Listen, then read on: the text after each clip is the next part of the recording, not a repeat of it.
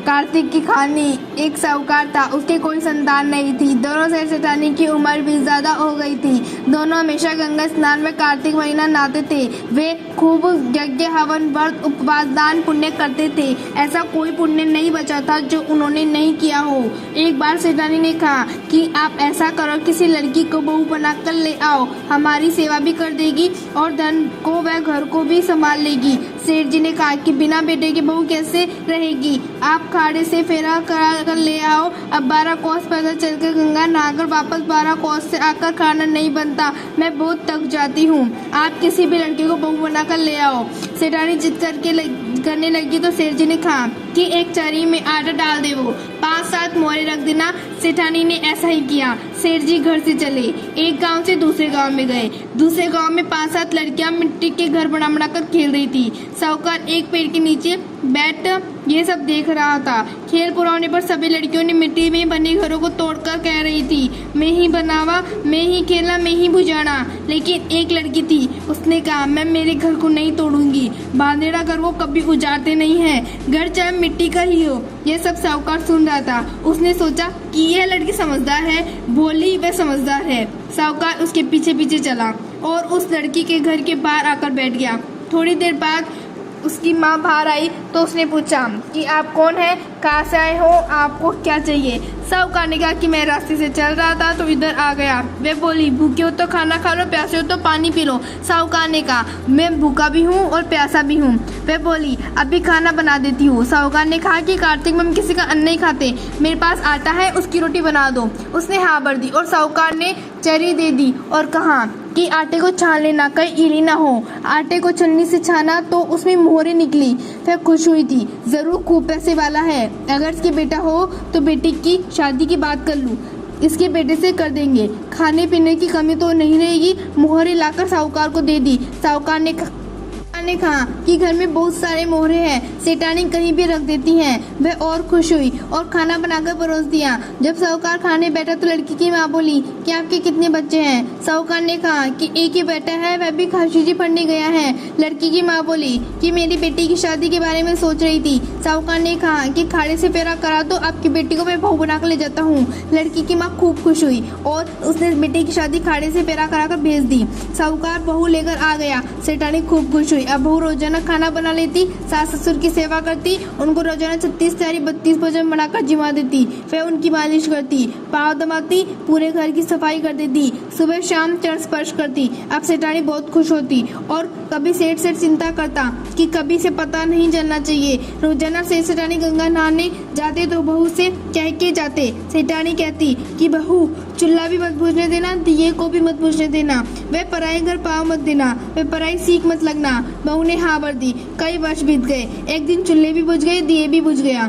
जल्दी जल्दी पड़ोसन के पास गई और बोली कि आज दे दो, मेरी सास आएगी तो डांटेगी। आज दोनों की ही लोई बुझ गई। पड़ोसन बोली कि कौन सी सास, तुम्हारे कोई सास ससुर नहीं है, इनके कोई बेटा नहीं है, झूठ बोलकर शादी कर लाए। अगर बेटा होता तो कभी खबर आती, कभी कोई चिट्ठी पत्री नहीं आती। तुमको इतने वर्ष हो गए, कभी कोई खबर आई? उसने कहा अब क्या करूं, मेरी कुछ भी समझ में नहीं आ रहा। पड़ोसन बोली कि तुम कुछ मत बोलो, ऐसा करो कि तुम अलूना भोजन बढ़ाकर रखो और वो पूछे तब कहना कि मेरे पति के बिना मैं अलूनी हूँ। वह घर आई और अलूना खाना बनाकर पहले से ही रख दिया। सेठ सेठानी आए तो न तो उनका स्वागत किया और न आसन बिछाया, बिना मन से खाना परोस दिया। जैसे ही दोनों ने खाना शुरू किया तो सेठानी ने कहा कि बहू आज नमक डालना भूल गई क्या? इतना सुनते ही बोली कि सासू जी आपको तो आज ही अलूना भोजन दिया है, मैं तो मेरे पति के बिना सदा ही अलूनी हूँ। इतनी सुनते ही सेठानी चुप हो गई और आंखों में से आंसू आ गए। दोनों भूखे ही सो गए, दोनों को नींद नहीं आ रही थी। सेठ जी ने कहा कि सेठानी मैंने कहा था कि ये बात कब तक छुपेगी? कभी बिना बेटा बहू रही है क्या? तुमने जिद करके काम करवाया, अब क्या करें? राधा दामोदर ही हमारी प्रार्थना सुनेंगे, उनकी क्या मर्जी है वो ही जाने। यह सोचते रहे मगर रात भर नींद नहीं आई और सुबह उठकर चुपचाप गंगा स्नान के लिए चले गए। अब बहू उनके जाने के बाद पड़ोसन के पास गई और कहा कि बात तो तुम्हारी सच्ची थी, लेकिन उन्होंने मेरे से कुछ नहीं कहा। पड़ोसन बोली कि तुम जले अंधेले भोजन बनाकर रख दो। उसने आकर वैसा ही किया। सेठानी आए तो उन्होंने कुछ नहीं कहा और जैसा भोजन था वैसा ही खाकर सो गए। अब दूसरे दिन सुबह उठकर नहाने चले गए। बहू उनके जाने के बाद वापस पड़ोसन के पास गई और बोली कि मेरे सासुर तो कुछ नहीं बोलते, अब मैं क्या करूँ। पड़ोसन बोली कि तुम कल बोलना कि अगर मैं आपकी बहू हूँ तो मुझे 7 कोठों की चाबी दे दो। अब दूसरे दिन फिर से सेठानी जाने लगे तो बहू ने कहा कि अगर मैं आपकी बहू हूँ तो मुझे 7 कोठों की चाबी दे दो। सेठानी ने कहा कि बहू कोठों की चाबी का क्या करोगी। बहू ने कहा कि दीपावली की सफाई करूंगी। सेठानी ने कहा कि चाबियाँ दे दो। सेठानी ने कहा कि बहू तुम अकेले थक जाओगी, आने के बाद दोनों मिलकर कर लेंगे। लेकिन सेठ जी ने बीच में कहा कि दे दो। सेठानी ने 6 कोठों की चाबी दे दी, वह एक ही रख ली। उनके जाते ही बहू ने एक एक करके सब कमरे को खोला। देखा तो किसी में अंदन, किसी में कुर्ते, टोपी, कड़ा, खंगोली, हीरा मोती, सोना चांदी, बच्चे के खिलौने। बहू देखकर चकित हो गई कि पड़ोसन शायद झूठ बोल रही है कि इनके बच्चा नहीं होता। अगर बच्चा नहीं होता तो बच्चे के कुर्ता, टोपी, कड़ा, खंगोली, खिलौने कहाँ से आए। शायद पड़ोसन जल्दी होगी। वह जल्दी कमरों के बंद करके खाना बनाने में लग गई। 36 तैयारी 32 भोजन बनाए। वह पहले की तरह ही सेठानी का स्वागत किया, चरण स्पर्श किए, वह आसन लगाकर खाना परोस में बड़े प्रेम से खिलाया।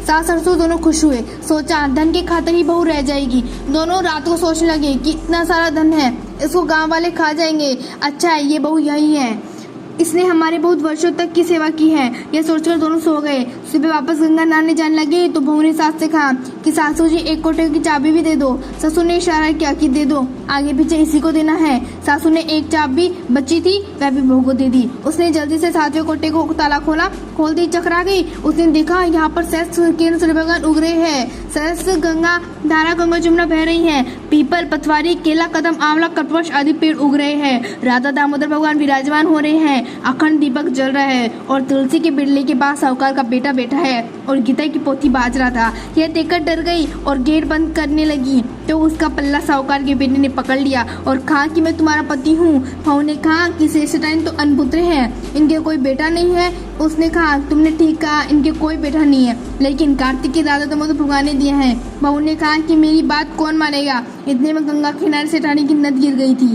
वह बहती हुई बाहर किनारे पर आ गई। साहूकार ने बेटे ने वह नद गंगा में से निकालकर उसके पल्ले के बांध दिया और कहा कि मेरी माँ को बता देना। उसने कमरा बंद करके सेठानी के लिए अच्छा भोजन बनाया। आते ही बड़े प्रेम से खाना खिलाया। सेठानी खुश हुई कि धन से ही बहू रह जाएगी और आराम से सो गए। दूसरे दिन उठे और कार्तिक स्नान के लिए जाने लगे तो बहू ने कहा कि सासू जी आप कहाँ जा रहे हो। सासू ने कहा कि बहू हम तो रोजाना ही जाते हैं, आज कैसे पूछ रही हो, रोज गंगा स्नान करने जाते हैं। बहू ने कहा कि सासू जी घर में ही गंगा बह रही है। सासू ने कहा कि घर में ही गंगा होती तो हम 12 कोस रोजाना पैदल चलकर गंगा स्नान करने क्यों जाते, हमें पूरी उम्र हो गई है। इतने में बहू ने सासू की नट पल्ले में से खोलकर दिखाई कि आपकी है। सासू ने कहा हाँ ये मेरी है, तुम्हें कहाँ से मिली। यह तो कल गंगा में से मुंह धोते समय गिर गई थी। बहू ने सासू जी का हाथ पकड़कर ले गई और 6 कोठे खोले तो खूब भरे हुए थे। सासू ने देखा कि हमारे पास तो ये सब था ही नहीं, इतना कहाँ से आया। और साथियों को खोला तो सहस्त्र किरणें सूरज भगवान उग रहे थे। सहस्त्र धारा गंगा यमुना बह रही थी। पीपल, पथवारी, केला, आंवला, बड़, कल्पवृक्ष भगवान सब विराजमान थे। कार्तिक के राजा दामोदर भगवान विराजमान थे और तुलसी के पास अखंड दीपक जल रहा था। 36 करोड़ देवी देवता विराजमान हो रहे थे। साहूकार का बेटा गीता की पोथी बाज रहा था। ये सब देखकर सेठानी चकित रह गए और उन्होंने पूछा कि तुम कौन हो। उसने बताया कि मैं आपका बेटा हूँ। सेठ जी ने कहा कि मेरी कोई संतान नहीं है। साहूकार के बेटे ने कहा कि मेरे को राजा दामोदर भगवान कार्तिक के ठाकुर जी ने मिल जाए। यह सुनकर सेठानी बहुत खुश है और बोले कि हम तो मान जाएंगे, लेकिन सारी नगरी कैसे मानेगी। साहूकार का बेटा बोला कि पूरी नगरी में ढोल पिटा दो कि कार्तिक के ठाकुर ने हमें बेटा दिया जो आप सब देखने आना। और वही चलो जहाँ 12 कोस पर आप गंगा स्नान करने जाते हैं। ओली तीर पर हम बेटे बहू खड़े हो जाएंगे और पल्ली तीर पर आप माता पिता खड़े हो जाना और कहना कि हे राजा दामोदर भगवान आपने ही बेटा दिया है। तो काजला फट के दूध की धार मेरे मुँह में आ जाए और हम दोनों के गठजोड़े बन जावे। इसी तरह चारों गंगा की तीर गए, एक तरफ बेटे बहू, दूसरी तरफ माँ बाप और सारी नगरी। जैसे ही सेठानी सेठ ने हाथ जोड़कर कहा कि राजा दामोदर कार्तिक के ठाकुर जी आपने बेटा दिया। लोहे का काज लपटकर दूध की धार बेटे के मुंह में चली जाए और उन दोनों के गठजोड़े जुड़ जावे। कहते ही दूध की धार आ गई, वह गठजोड़ा जुड़ गया। सारी नगरी में जय जयकार हो गई। हे राजा दामोदर भगवान कार्तिक के ठाकुर जी। साहूकार की लाज रखी वैसे सबकी रखना। कहता संतानों का बर्तना अपना सर पे रखा, संतानों का बर्तना अपना सर पे रखा करना।